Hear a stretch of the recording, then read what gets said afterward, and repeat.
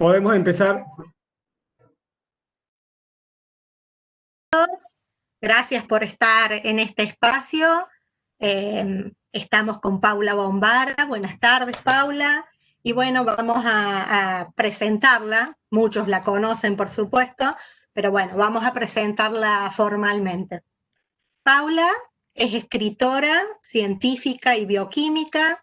Nació en Bahía Blanca, pero desde muy pequeña se fue a vivir a Buenos Aires, donde reside actualmente. Estudió filosofía y se graduó de bioquímica en la Universidad de Buenos Aires. Actualmente se encuentra realizando un doctorado en lingüística en la misma universidad. Creo que por lo que escuché en algunos conversatorios que te estuve siguiendo, estás a punto de rendir la tesis. Después nos contarás. Lleva publicado más de 30 títulos de ficción que se leen en todo Iberoamérica.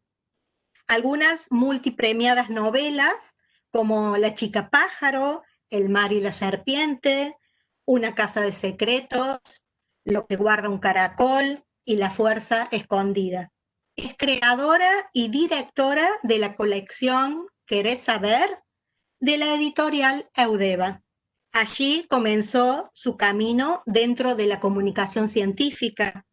Esta colección fue destacada por Alija en el 2004 en la categoría de divulgación científica para niños y reconocida nuevamente en el 2000 colección.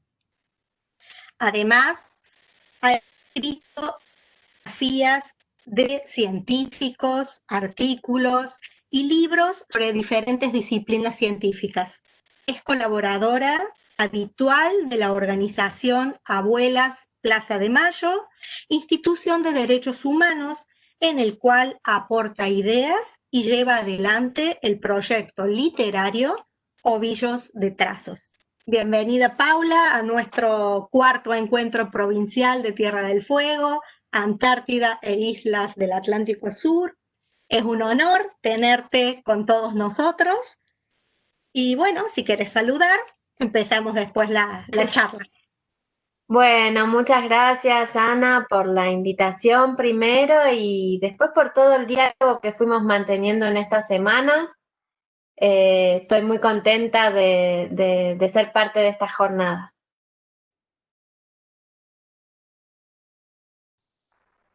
Bueno, comenzamos entonces con esta charla. Espero que sea amena y que todos la disfruten.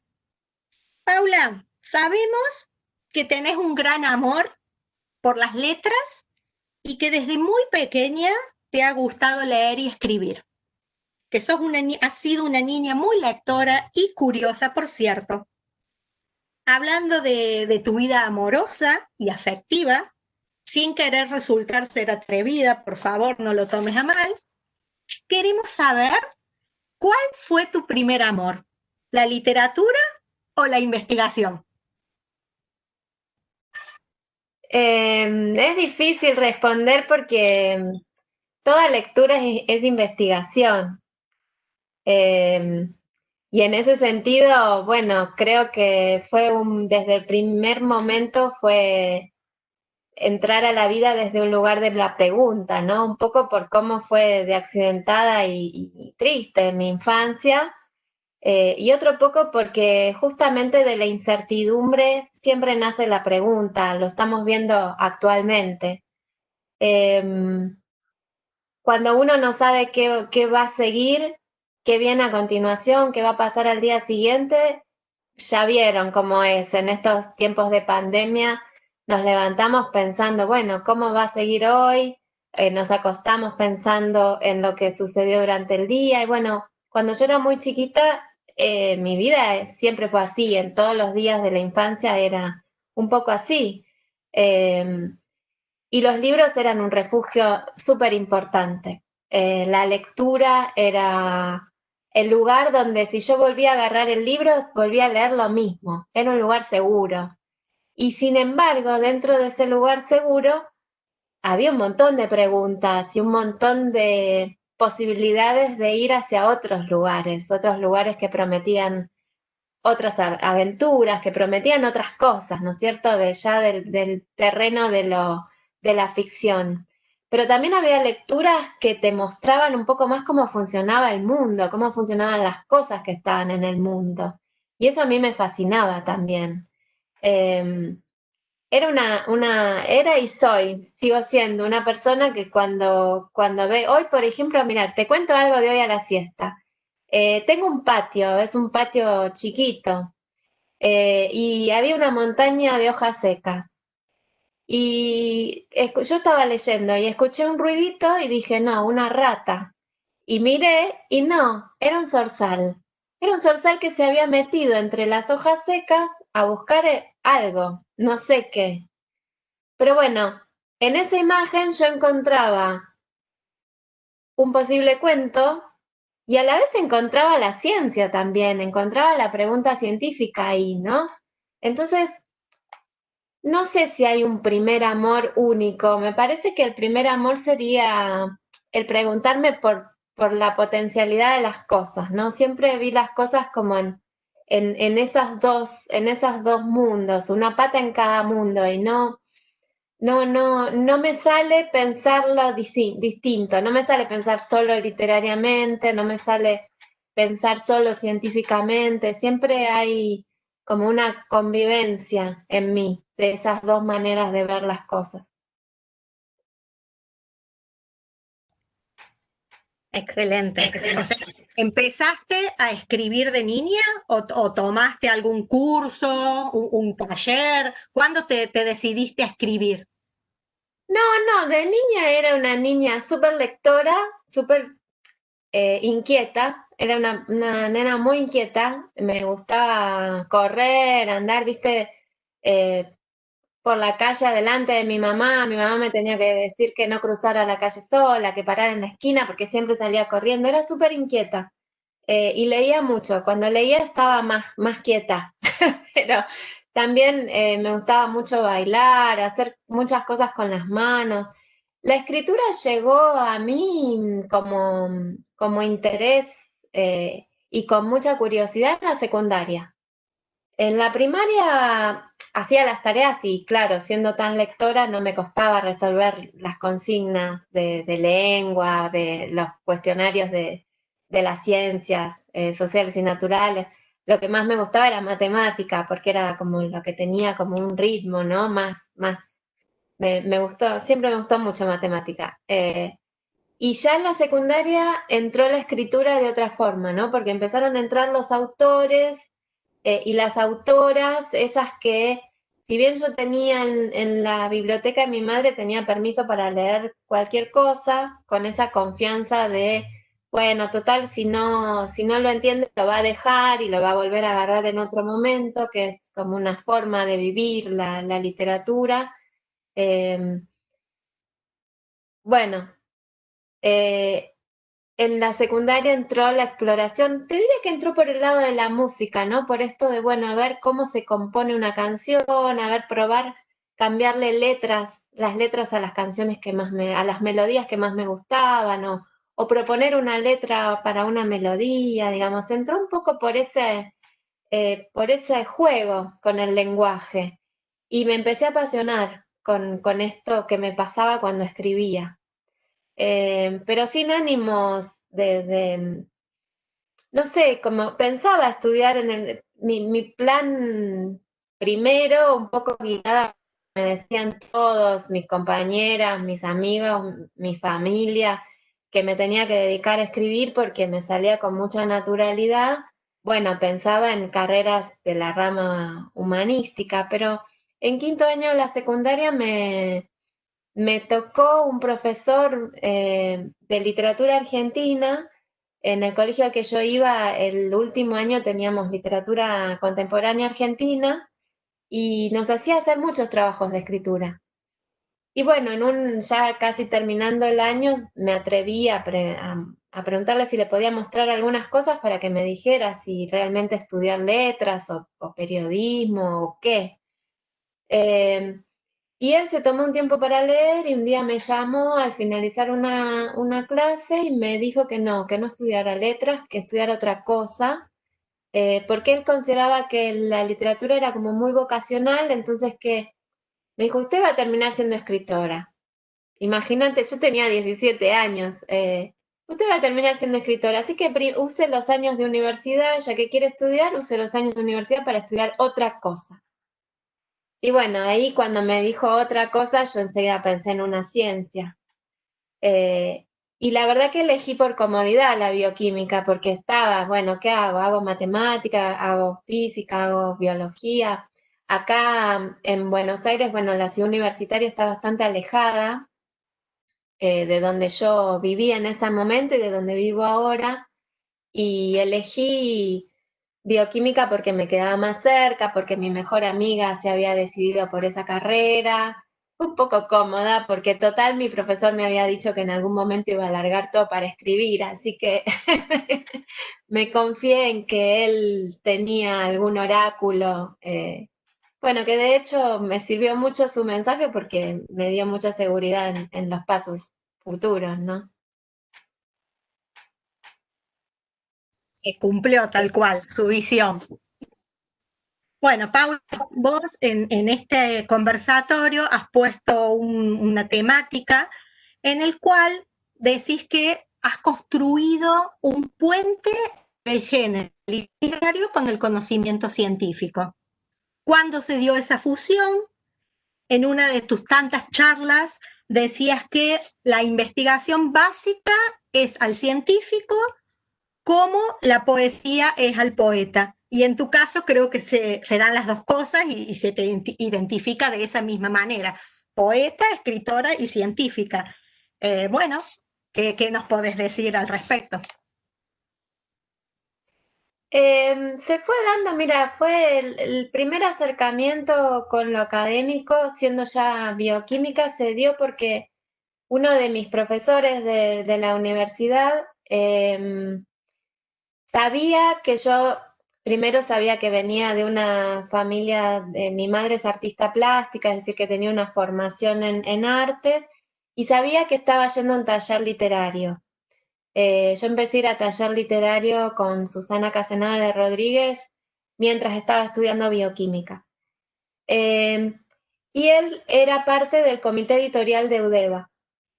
Entonces, tenían el proyecto, el doctor Kornblit, Alberto, tenía el proyecto de realizar una colección de comunicación científica para primeros lectores, haciendo traducciones y copiando el formato de una colección que se hacía en una universidad de Estados Unidos, que ahora no recuerdo cuál era, pero bueno, no me acuerdo, bueno, es un dato anecdótico igual.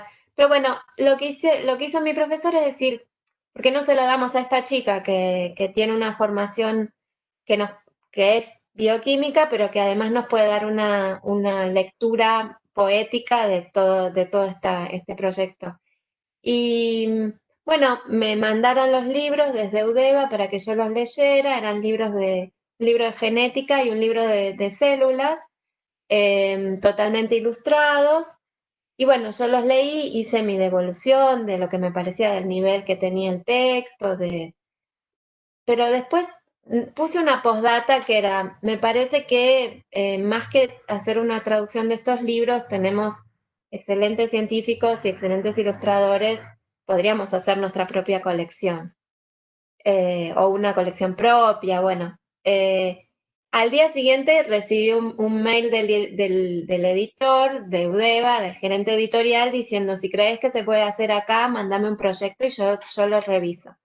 Ese fue mi fue de atrevida, como decís vos, fue de atrevida. Bueno, ahí yo llamé por teléfono inmediatamente a mi profesora de taller literario y le dije, ¿qué es presentar un proyecto? Porque no, desde la editorial yo no tenía idea.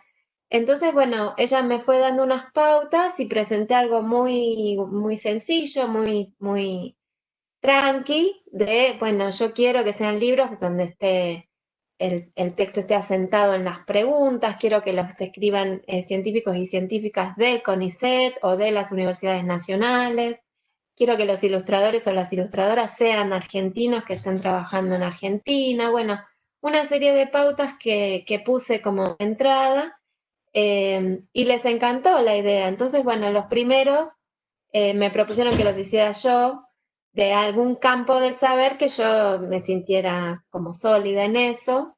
Por eso los primeros son de biología celular, que era en ese momento donde yo me sentía más cómoda. Después, por suerte, hicimos, bueno, tuve como mucho acompañamiento del resto de los profesores que formaban el comité editorial de UDEVA, de la editorial. Entonces, los textos que yo elaboré los revisaron, los revisó el doctor Kornblit, el doctor Delfino, bueno, especialistas de cada área, ¿no? Un especialista en proteínas revisó mi texto. Para mí era todo como un lujo. Y después encima ya con la colección muy avanzada me di otro lujo, que fue coescribir con Alberto Kornblit el libro de genética que tenemos en la colección. Muy importante fue, y en esto algo conversamos entre nosotras, muy importante fue la participación de Pablo Bernasconi. Eso también fue un atrevimiento, porque yo lo llamé porque a mí me gustaba mucho su trabajo. Él en ese momento tenía algunas ilustraciones, pero todavía no tenía libros propios acá en Argentina. Estamos hablando del año 2002, 2003. Pero cuando lo hablé, en 2004 salió publicado, pero nosotros empezamos a trabajar mucho antes. En 2004 salieron los primeros dos libros, el de células y el de ADN. ¿Para qué los tengo acá? Son estos dos.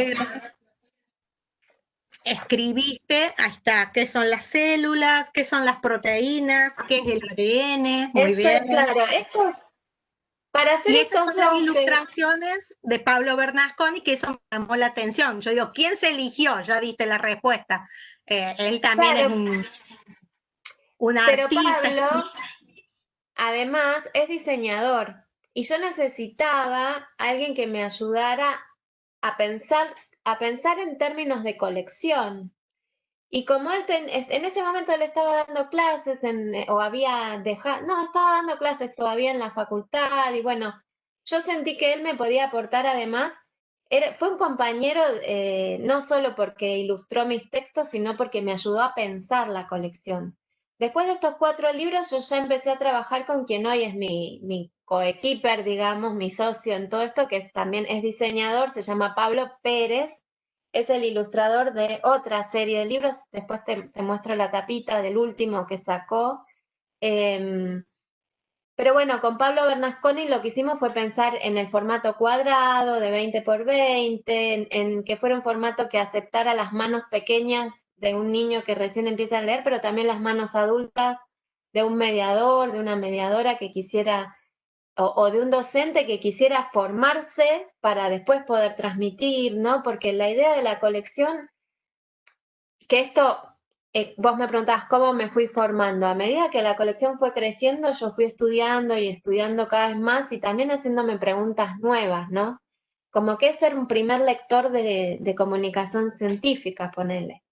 ¿Es lo mismo ser un primer lector de literatura que un primer lector de comunicación científica? ¿Nos formamos de la misma manera?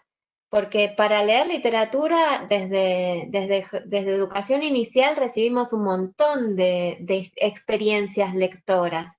En cambio, para leer ciencia, no. Son contadas las personas que nos acercan, primero que identifican a quienes les interesa la ciencia, y después que acercan libros y van construyendo caminos lectores en paralelo. Yo tuve la fortuna de que a mi mamá le preguntaba de todo, y mi mamá, como de ciencia no tenía ni idea, me llevaba a la librería y me ponía un libro así. Bueno, toma, mira, vos querés saber qué son las nubes, toma, pa. Y era todo medio así, ¿no? Yo salía con una pregunta y ella iba y me traía un libro. O íbamos a la biblioteca del barrio a ver si había algo ahí. Eran esas épocas en donde no resolvías por un clic o por un buscador digital, sino que te tenías que mover. Elegíamos, bueno, hoy vamos a la librería o vamos a la biblioteca.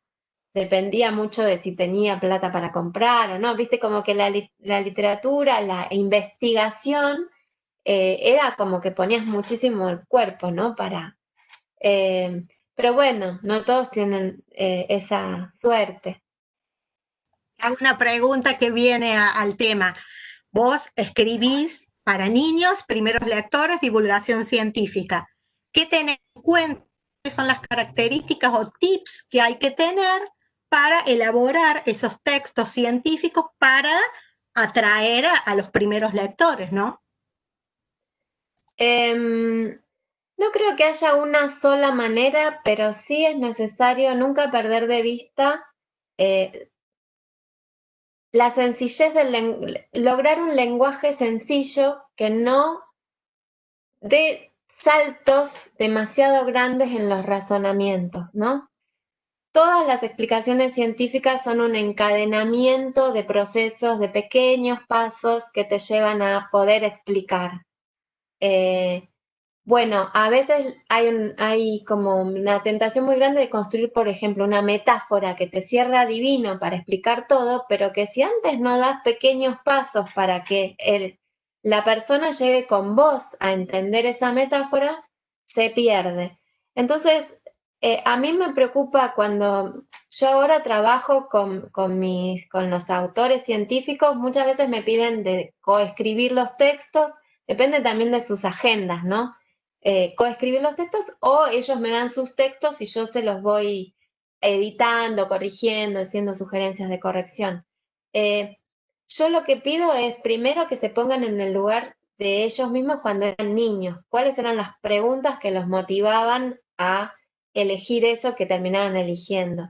Y segundo, que cuando escriban no salten ningún razonamiento, por más naturalizado que lo tengan, que los desnaturalicen para poder explicar. Después otra parte muy interesante pero complicada del trabajo es lograr la síntesis necesaria para no perder la atención del lector. Sobre todo si se trata de primeros lectores de cualquier edad. No sé, a vos te quieren explicar el sistema binario para que entiendas cómo funciona un programa de computación y si tardan 10 páginas en ir al punto y capaz que dejas de leer. Entonces, bueno, ¿cómo ir logrando esas cuotas de misterio que también tiene que tener la divulgación de la ciencia, la comunicación de la ciencia, para engancharte y que sigas leyendo? No hay una manera única de lograrlo, porque cuando te pones a escribir, aparecen palabras, aparecen frases, aparecen signos, señas, señales que te van haciendo avanzar en el relato y bueno, después eso se somete a una discusión y se ve si surten efecto o no. Digamos que no es posible aplicar una receta.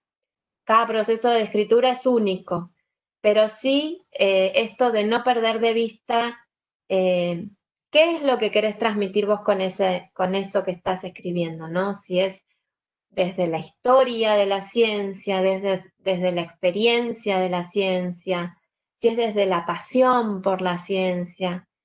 Bueno, eso ya te da como un enfoque particular.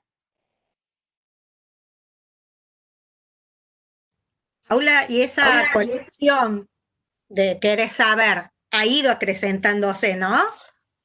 Sí, ahora tenemos casi 42 libros. Los últimos salieron hace 15, 20 días. Yo quería que salieran tres juntos porque es una trilogía que hicimos con una entomóloga que vive en Río Negro, o en Neuquén, o en Río Negro, perdón, Ana Laura Pietrantono. Y ella escribió tres libros con nosotros de la serie de fauna, son de insectos. No sé si se lee bien. Se lee al revés, pero bueno. eh, este es el otro. No se ve al revés, se ve bien, ¿eh? Ah, yo ¿Querés lo veo saber al más? revés. ¿Querés Yo saber lo veo más al sobre revés. las abejas? Y Hermosa. libélula. Agéndenlo los bibliotecarios, que los agenden los bibliotecarios para nuestras colecciones. Estos tres yo quería que salieran juntos porque de algún modo abordan, bueno, vieron que el mundo de los insectos es una cosa increíble y tan tan enorme, tan enorme. Solo con los escarabajos ya tendríamos para escribir un montón. Bueno, ella se tomó el trabajo como de hacer una especie de recorrido por, por la mayor variedad de insectos dentro del espacio que teníamos físico de estos libros que tienen una maqueta de una cantidad de páginas, una cantidad de texto, una densidad de ilustraciones muy grande. Bueno, logramos 3 textos que creo que son, que dan una idea muy linda de lo que es el mundo de los insectos. Y el otro que salió, el último, eh, no lo separé. Bueno, lo tengo acá. A ver, esperen que lo agarro del estante. La biblioteca personal de Paula. Sí, los tengo acá todos juntos en un estante. Este es el último de una serie de máquinas. Estas ilustraciones son las de Pablo Pérez, mi diseñador, con quien yo construyo estos libros. Formamos equipos autorales, somos nosotros, él, yo y los científicos o científicas que sean de cada tema y los ilustradores o ilustradoras. En este caso, él funcionó como diseñador e ilustrador y viene a completar estos otros que son de máquinas. Máquinas que flotan, máquinas que vuelan y ahora salió Interesante, máquinas que ruedan. muy Estos interesante. están escritos por una pareja. Ella es, bueno, es especialista en literatura infantil y es periodista, Gabriela Babi, y él es físico. Entonces el enfoque que eligieron es histórico. Hacen como un recorrido, ¿no? Hasta el presente y plantean como preguntas de cómo seguirán evolucionando estos transportes, estos medios de transporte. Son muy lindos esos de máquinas, fueron una aventura. Yo no tenía ni idea de cómo habían surgido los distintos medios de transporte y estuvo buenísimo porque, bueno, aprendí un montón también. Y tenés ahí en tu biblioteca, ya me he puesto ambiciosa, tenés en tu biblioteca La danza de la panza, ese que te Ah, pregunté, cierto, sí, a ver, espera. sobre los hábitos de alimentación, eso es para inicial y los primeros, ay, es hermoso ese. Esto fue lo primero que yo escribí de comunicación de la ciencia, fue un proyecto que hicimos.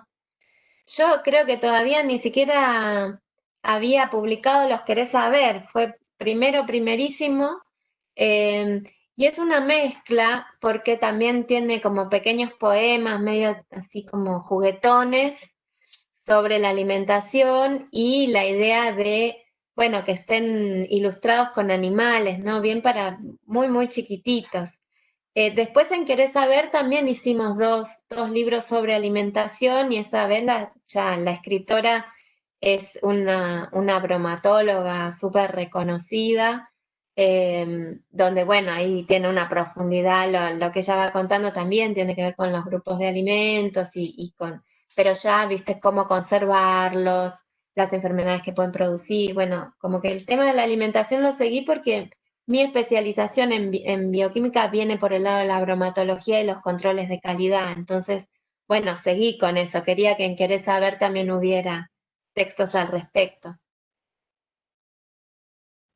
Bueno, y hay muchos más ejemplares tuyos de divulgación científica. Tengo acá registrado Desde el cielo azul, que es astronomía y Sí, climática. sí, desde Bueno, el azul del cielo fue un gusto que me di, porque obviamente yo no estudié astronomía ni cosmología, pero justo habíamos hecho en Querés Saber 4 títulos sobre cosmología con Alejandro Gangui, que es un gran cosmólogo, es muy bueno expresando lo que sabe, ¿no? A mí me gustó muchísimo todo el trabajo que hicimos juntos en Los Querés Saber. Entonces después le dije, si yo me animo a escribir una especie de historia de cómo fueron entrando estas ideas, un poco basándome en un libro de él que tomé como referencia y sabiendo que lo tenía él cerca, vos después me lo leés, me lo corregís y bueno, él me dijo que sí, entonces ahí me animé a escribir desde el azul del cielo, que fue una experiencia de aprendizaje también, porque fue meterme a investigar en estos temas de los cuales siempre me interesa todo, pero nunca estudié académicamente. Ayer estaba fascinada con el premio Nobel de Física que le dieron a los investigadores en agujeros negros, y son temas que me fascinan, pero bueno, no tengo una formación sólida académica en esos temas. Así que fue, bueno, un gusto. Eso fue un verdadero libro de comunicación científica, siendo yo ajena a ese campo. Ese sería ya para jóvenes, ¿no? Adolescentes, ese libro. Sí, ese fue un libro, fue una experiencia que hicimos en Norma cuando el gerente editorial de Norma era Antonio Santana. A él se le ocurrió diseñar libros de comunicación científica para jóvenes, que partieran de temáticas y preguntas que pudieran interesar, que fueran propias del universo de los jóvenes, ¿no? Y que provenieran de algún modo del mundo consumido por los jóvenes. Hicimos uno de biología marina, pero que también tenía en el medio del libro, tenía recetas de cocina, que lo escribió Luis Caposo. Hicimos uno de matemática y lógica, con Pablo Amster, uno sobre Egipto, centrado sobre todo bueno, en temas culturales de Egipto, y este de cosmología. Después esa colección no funcionó, la editorial no teníamos suficientes herramientas tampoco como para proyectarla más allá y que sea un producto que comercialmente funcionara, ¿no? Así que bueno, ese libro Desde el azul del cielo no está en ningún lado ahora, está en casa y está en las bibliotecas también, porque sé que lo he encontrado, en muchos viajes lo he encontrado en las bibliotecas. Debe ser porque Conavip en algún momento lo compró. Pero bueno, ese Preguntaré capaz a que mis sale por otro colegas, lado. preguntaré a mis colegas que trabajan en secundaria a ver si está Ah, tu libro. bueno. Seguramente, seguramente. Yo creo que si ese saliera en otro lado, le haría como una escritura y lo actualizaría un poco porque ya es un libro que tiene sus años. Salió en 2007, 2006, 2007. Bueno, no tanto, no tanto. Paula, lo que hablábamos hoy a la tarde, que yo tenía esta sensación de cuando he leído algunas novelas tuyas, saliendo de, bueno, no saliendo, conjugando la divulgación científica, a mí me pasaba que leía y había algunas partes que se me entremezclaba con el conocimiento científico o un vocabulario científico. ¿Se da eso en algunas novelas tuyas? Porque, por ejemplo, Lo que guarda un caracol tiene mucho Claro. de ficción y literatura, ahí está, que es un chico que trabaja en un laboratorio. Sí, sí, viene lo que guarda un caracol, viene un poco encadenado con la chica pájaro, porque cuando terminé la chica pájaro me quedaron muchas preguntas. Em, Sobre todo que una de las preguntas que más me resonaban y que hicieron que, bueno, que siguiera eso en mí ya como reconfigurado, ¿no? Después, ¿qué iba a pasar cuando Mara se reintegrara a su grupo? ¿Cómo la iban a mirar? ¿Cómo la iban a tratar? ¿Si iban a hacer alguna diferencia? Me quedé muy metida en eso y bueno, bueno, nada, empecé a hacer otras cosas, qué sé yo, y apareció esto de, bueno, ¿y si fuera alguien más joven que llega a un ambiente más adulto? El primer trabajo de un joven. ¿Cómo es que se inserta? ¿Qué pasa en ese trabajo? Eh, Busqué como a ver qué escenarios podían ser interesantes para alguien joven y después dije, no, lo mejor sería meterlo en un laboratorio, porque un poco lo que yo estaba haciendo, esas preguntas también eran un poco a ver qué sale, ¿no? Eh, y sobre todo con un personaje que fuera difícil de poner en un grupo. Esas eran como mis desafíos.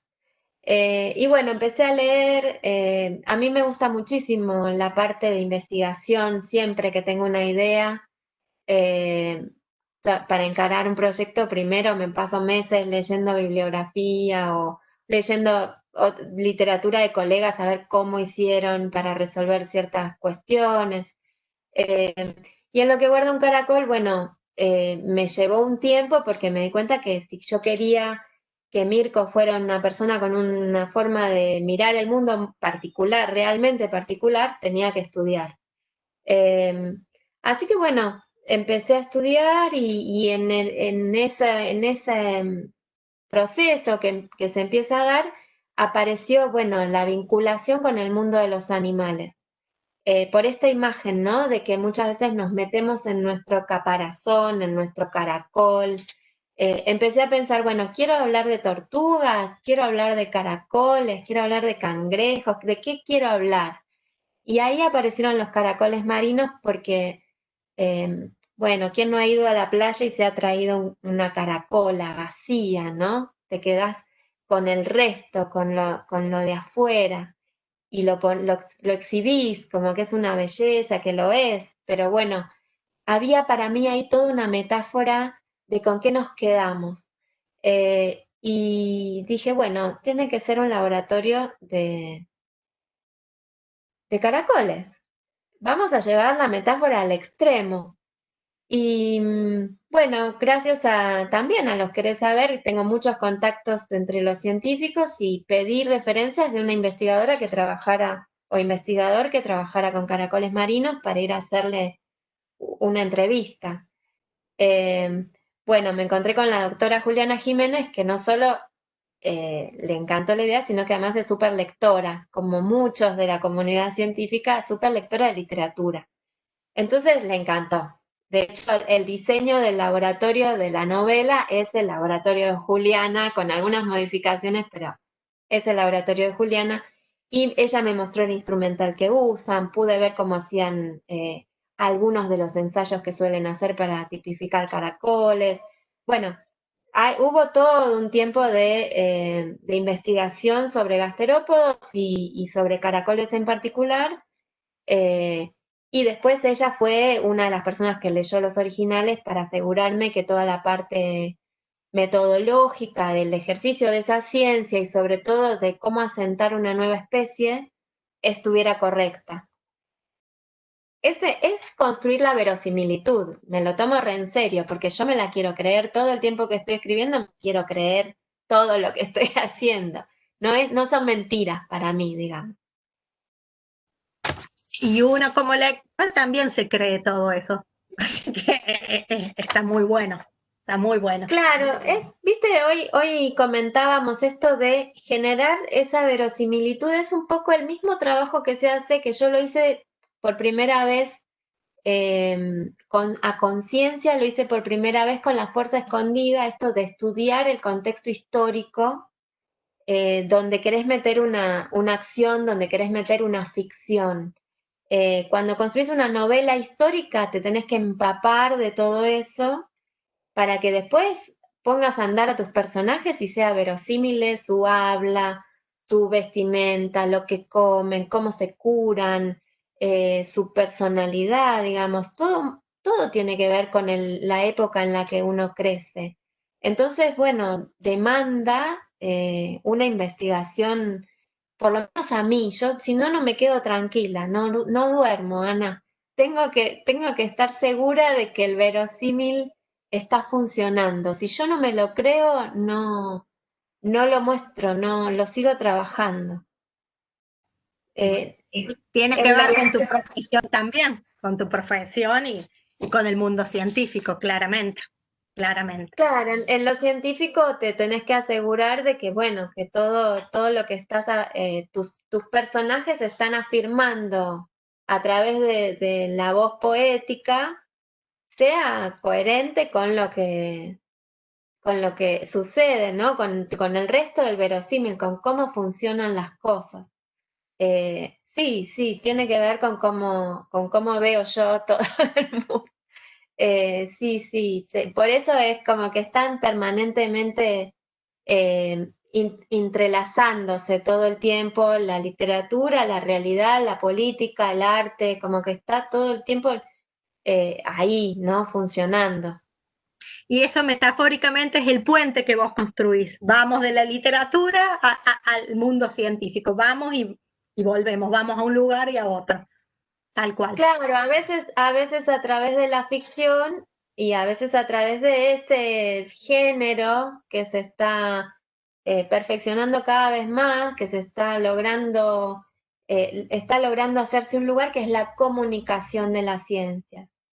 Ya digamos que si vos querés acceder, el tema también es como mediadores, nosotros y nosotras permitirnos primero la lectura que haría un primer lector, poder darnos ese gusto, porque si vos realmente querés disfrutar un conocimiento que no tenés para nada, y si encarás y vas de una a un texto científico, y lo más probable es que tengas tantos obstáculos en el propio lenguaje que se usa, el propio lenguaje técnico, que no lo puedas disfrutar.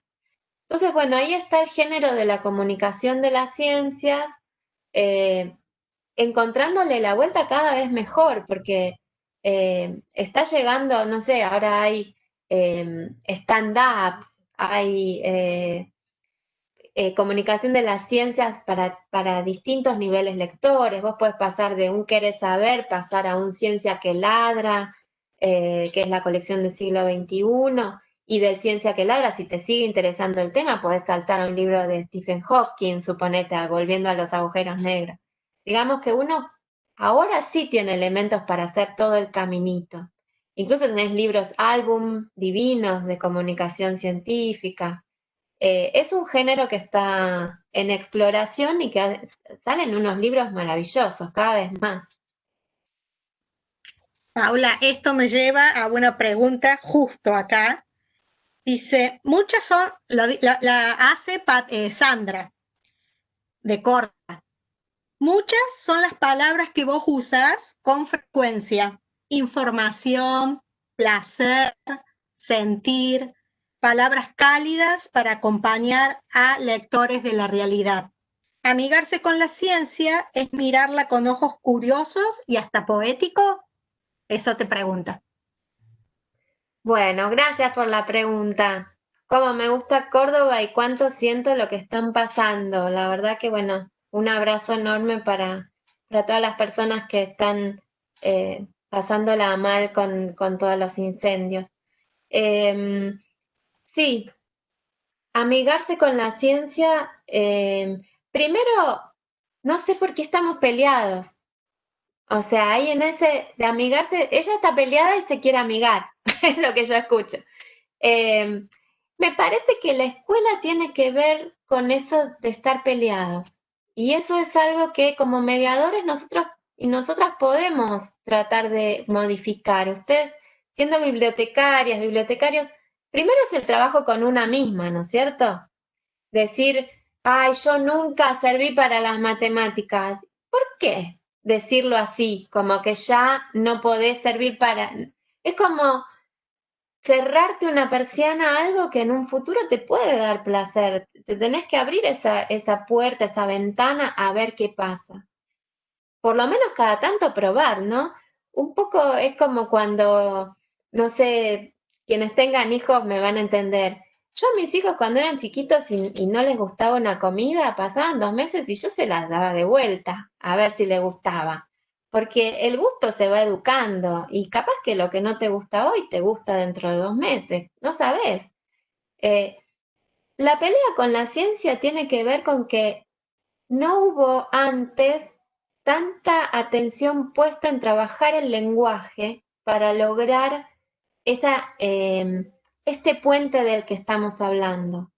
De lo que se trata es de no que los obstáculos en el lenguaje a la hora de leer ciencia no te frustren. Por supuesto que vas a ir encontrando palabras nuevas, por supuesto que hay que presentar palabras nuevas porque es un campo de conocimiento en donde se inventan palabras, entonces se inventan usos nuevos para determinadas acciones. Hoy, por ejemplo, el Nobel de Química se lo llevaron unas genetistas que inventaron unas tijeras moleculares. ¿Qué es eso? ¿No? Hay que aprender el uso de esos son, ya sabemos que es algo para cortar, entonces ya sabemos que es para cortar, pero ¿cortar qué? Cortar moléculas. ¿Cómo? ¿Cómo? Bueno, eh, esa construcción del lenguaje que a vos te permitan fascinarte con ese descubrimiento se está dando en el género de la comunicación de la ciencia paso a paso. Entonces, no, creo que el primer paso para amigarse es no tener reparos en ir a libros pensados para chicos y chicas chiquitos. Y nosotros, adultos y con un nivel lector expertísimo, empezar por ahí. Porque para mí la formación lectora en literatura en las escuelas está muy bien trabajada, pero la formación lectora en ciencias falta. Falta pensarla un poco más. Bueno, nuestro trabajo como biblioteca es ofrecer y trabajamos con propuestas y proyectos de divulgación científica para niños y jóvenes. Desde la escuela se ofrece totalmente. Genial. Mira, yo me acuerdo en un curso que hice para docentes en comunicación de las ciencias, les proponía, y es un ejercicio que te propongo, que les propongo que hagan cuando tengan ganas. Piensa en su primera pregunta de contenido científico, ¿no? La primera experiencia de contacto que ustedes recuerden con la ciencia. Puede haber sido, no sé si vieron nacer cachorros, puede haber sido si estuvieron en una plantación de algo, puede haber sido mirando para arriba. Y yo me acuerdo que una profe contó que su primera experiencia con la ciencia había sido terrible y que después de eso nunca más se pudo sobreponer, porque le habían dicho que hiciera una germinación, como a todo el resto del aula, pero a ella le había tocado poner su frasquito debajo de la cama porque era el grupo de control negativo. O sea, su experiencia con la ciencia era que lo que ella hizo no tenía que crecer. Bueno, dije yo, ¿qué querés? ¿Cómo No, no te va a frustrar? claro, Mientras su padre pobre. veía la germinación hermosa. Y ella, su poroto se terminó pudriendo, o sea, no, no, No así no, entendiendo, no entendiendo. Bueno, así para no. mirar la hora que es, la hora que es de esta charla nos ha llevado ya una hora. Tengo una pregunta para hacerte sobre tu libro Ciencia y Superhéroes, publicado en el 2013. Sabemos que es un cómics, pero también podríamos englobarlo en la divulgación científica. En realidad Contanos. no, no es Ah, un cómic, mira, esta es la tapa. sí. La hizo un gran dibujante de historietas, pero es un libro de divulgación de las ciencias. Es un Ah, libro de la colección Ciencia que Ladra que dirige Golombek en siglo XXI. Nació ujú. de pensar, bueno, sabemos que las historietas de superhéroes, las historietas en general que plantean desafíos científicos, eh, tienen que construir un verosímil de la misma manera que lo tienen que construir los cuentos y las novelas. Ahora, ¿en qué momento el superhéroe abandona la lógica científica para transformarse en una ficción pura y dura, digamos? Eh, ¿Cuánto había de formación en ciencias de los autores de los primeros superhéroes? ¿Cómo se veía la ciencia en aquella época y por qué dio lugar a superhéroes, ¿no? Y bueno, lo hicimos con Andrés Valenzuela, un amigo periodista especializado en historietas. Fuimos armando el libro por temas científicos, eh, temas que nos resultaban interesantes a todos, a Diego Golombek, a Carlos Díaz, el editor del siglo XXI, a mí y a Andrés. eh, y a partir de esos temas científicos, como, no sé, la física mecánica, la cuántica, la química orgánica, las drogas, la vegetación, la alimentación, bueno, un montón de diferentes temas relacionados con la ciencia, Después fuimos leyendo un montón de historietas, fue un proceso de escritura divino, porque me la pasaba leyendo historietas, charlando con Andrés e investigando las vidas de los guionistas y de los ilustradores y de por qué habían hecho esto y no lo otro. Y después nos dimos cuenta que, por ejemplo, que son tópicos que yo tomo para mi tesis doctoral. Por ejemplo, em, la mayor parte de los químicos en las historietas son villanos. O sea, los científicos de la química son villanos, no son héroes. Del lado de los héroes hay mucha habilidad física, hay mucha billetera, hay mucha tecnología, eh, hay mutaciones, hay genética. La química, los ácidos, la cosa de que te quema, las mutaciones por radioactividad, digamos, toda la cuestión de los materiales está más asociada al mundo de los villanos. Fuimos llegando, y es un libro de reflexión, es un libro donde vamos tema por tema explorando distintos personajes. Por ejemplo, ¿sabés qué es lo que mejor alimenta a Superman? ¿Qué? El La sol. pregunta, muy El bien, sol. Dice que claro, Superman dice que se alimenta con el sol. Entonces, sí. ¿cuál es el ser vivo que se parece más a Superman entonces? Serían las plantas. Es re loco pensarlo así, porque las plantas son las que toman energía directa del sol, son las que realizan la fotosíntesis. Eh, bueno, eso nos daba para seguir pensando en un montón de cosas. Otra comparación que hicimos fue entre cómo toman el tema de la energía en Oriente y en Occidente. Cómo lo toman los mangas, las historietas japonesas, y cómo lo toman las historietas de superhéroes de Occidente. Y hay una concepción de lo que es la energía y los principios de la termodinámica, así, absolutamente distinta, que bueno, delata que la ciencia es una actividad cultural, no está ajena a la cultura, la ciencia es parte de la cultura y abreva en la cultura de la misma manera que el arte. Por eso es que yo digo que la ciencia básica es al científico lo que la poesía es al poeta. Son como los grados últimos, los más puros de cada mundo. Y bueno, a partir de ahí después vamos construyendo esos puentes y estos enlaces. Paula, pregunta, ¿algún nuevo proyecto de escritura que tenés en mente? ¿Alguna novela? ¿Algún ensayo? Estoy, bueno, por un lado, por el lado de la divulgación de las ciencias, estoy en un proyecto otra vez con siglo XXI, muy, muy verde, del cual todavía no se puede decir demasiado. Estoy pensando el libro todavía, pero bueno, va a rondar por el ejercicio de los derechos humanos, los derechos de los niños y las niñas, digamos que es una investigación más de las ciencias sociales, que es un campo en el cual yo estoy dando mis primeros pasos, digamos. Y por el lado de la ficción estoy súper contenta, entusiasmadísima, porque en febrero sale mi nueva novela.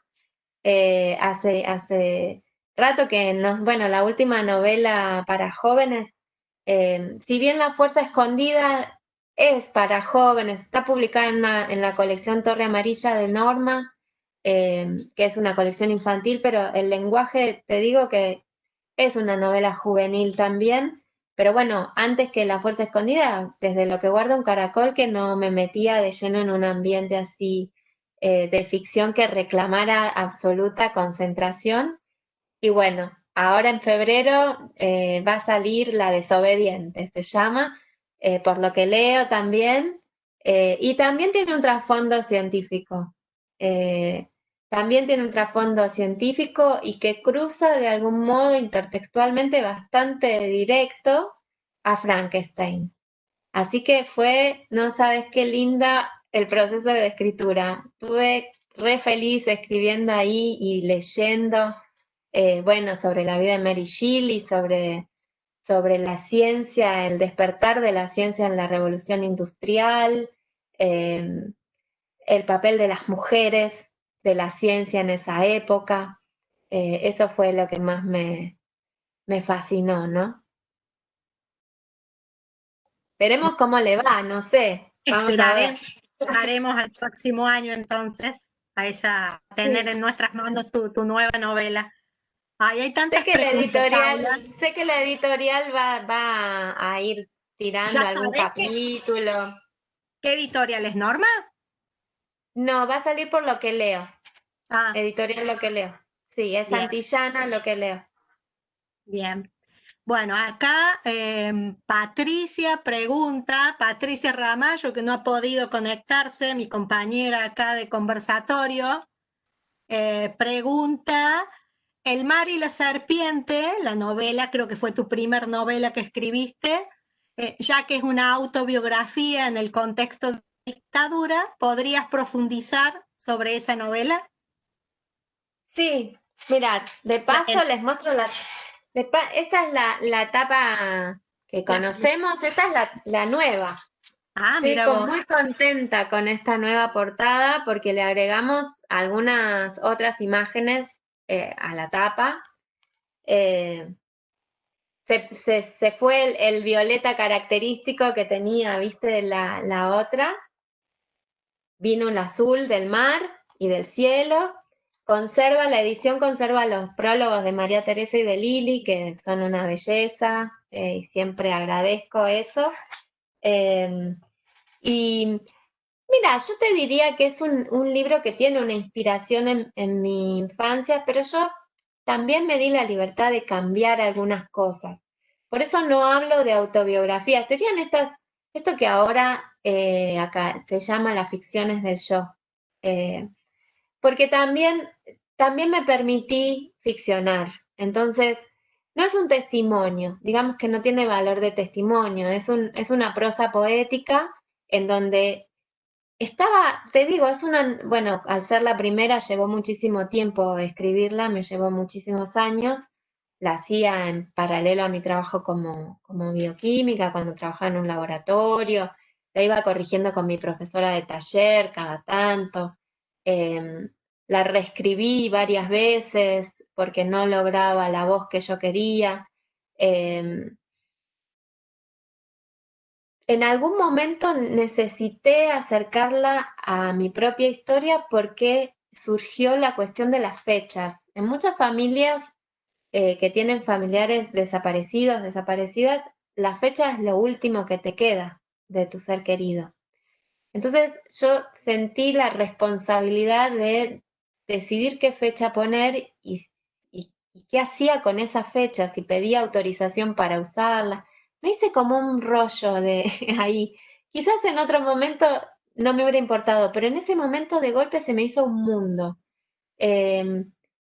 ¿Qué hacía si yo elegí una fecha que era de una familia que no quería que yo tocara ese tema porque yo era una extraña para ellos? Bueno, me hice tanto rollo que dije, bueno, lo más sencillo es acercarla a mi propia historia, pedirle permiso a mi madre y, bueno, y que se pegue y dar todas las aclaraciones luego si es que se necesita.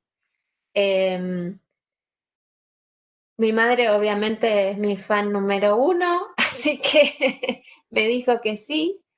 Y bueno, ahí reescribí la novela completamente, la acerqué muchísimo más a nuestras vivencias, pero también me permití ficcionalizar mucho. La madre que dialoga en esos términos con la nena se parece más a la madre que soy yo eh, que a la mamá que es mi mamá, digamos. Estoy ahí, todavía no tenía hijos en ese momento, pero bueno, ya tenía este rol bueno, de la exigencia de, bueno, hacerme preguntas, ¿no? Como esto que después cuando tuve hijos revelé, que soy así. Eh, pero bueno, igual mi madre se reconoce también de algún modo en esa madre que yo ficcionalicé, en esos diálogos que no existieron en realidad. Esta nena tiene características que tienen que ver conmigo y otras que no, sencillamente porque yo no recuerdo los detalles de esa época. sí, a diferencia de ella, que ese fue un juego que se me ocurrió también con el tiempo y los experimentos con el lenguaje, ella tiene una especie como de amnesia que leí que les había sucedido a otras hijas, pero a mí no. Si yo hubiera olvidado así, no hubiera podido Paula, perdón, escribir ¿qué edad tenías vos, Paula? novelas. ¿Qué edad tenías, Eh, Paula? cuando desapareció mi padre tenía 3 años recién cumplidos. La idea de no poner edades ser precisas en el personaje tiene que ver también con que me pasó esto a mí, pero a los 2 días pasó en otra familia y a los 6 meses en otra y un poco esta nena no tiene nombre y su madre tampoco y su padre tampoco porque representan a todas las familias. Yo tenía miedo que al pegarla tanto a mi biografía, este personaje no lograra ser también representativo de otros casos. Pero bueno, después hablando con compañeros de hijos, de hijas, me dijeron que sí, que ellos habían sentido también parte. Así que bueno, eso siempre lo tomo como un logro, ¿no? Que mis propios compañeros de hijos me digan que se sienten parte de esa novela también. Paula, mirando la hora, vamos a tener que cerrar. Y si querés, para terminar, te agradezco enormemente. No puedo creer que haya podido estar con vos 1 hora, 10 minutos hablando, como si nos conociéramos. Me encantó, espero que a los compañeros que están en esta charla también.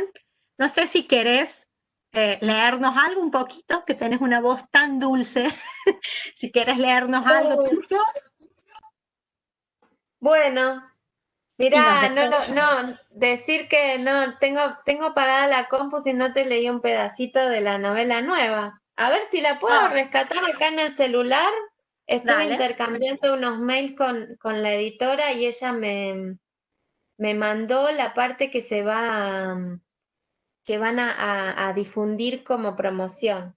dale. Pero la tengo, capaz que tarda un cachito, porque la tengo que, acá, a ver.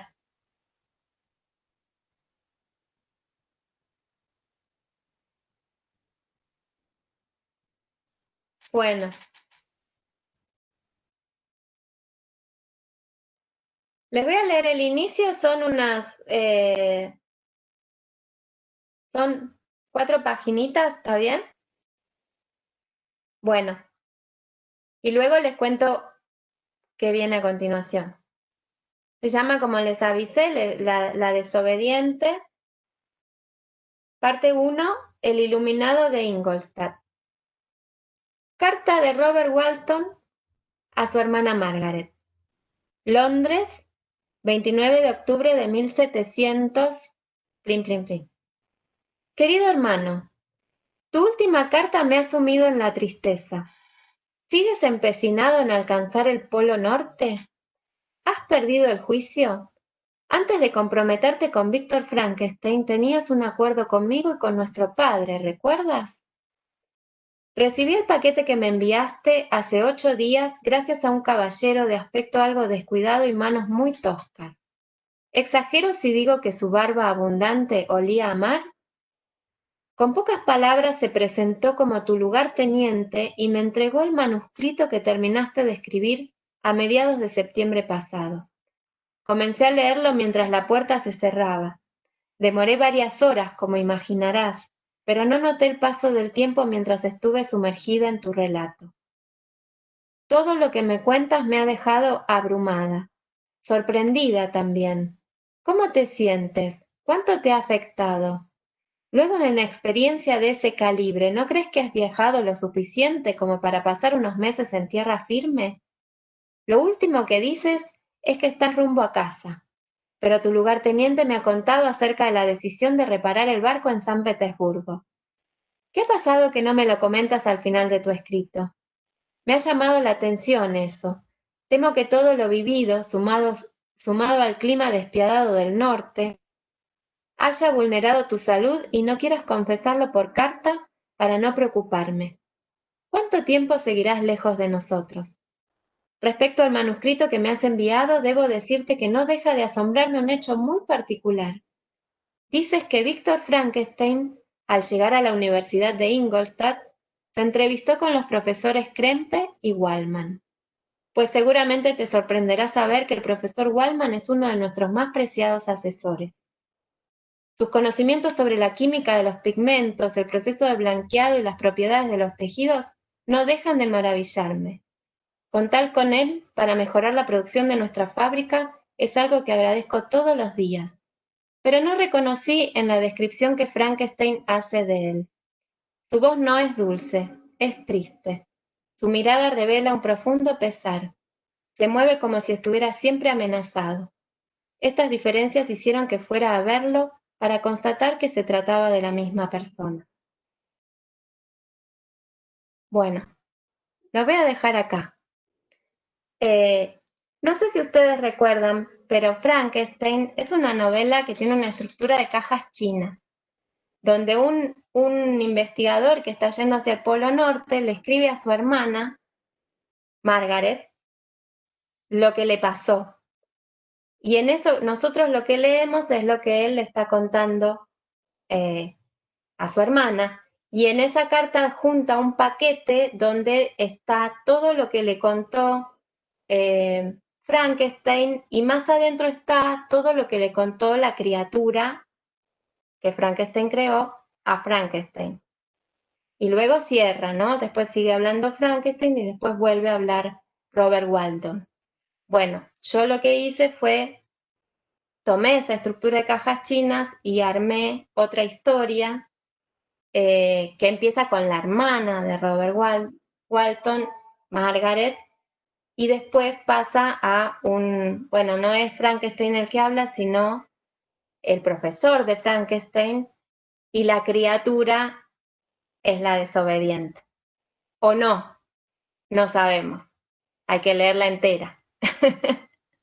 Muy bien, muy bien. Bueno, Paula, mira, hay unos saluditos. Dice, un privilegio escucharla, de Marcela Franchina. Muchas gracias, Cristina Suárez. Se me mueven los correos porque me encantó la charla. Carolina Redlich.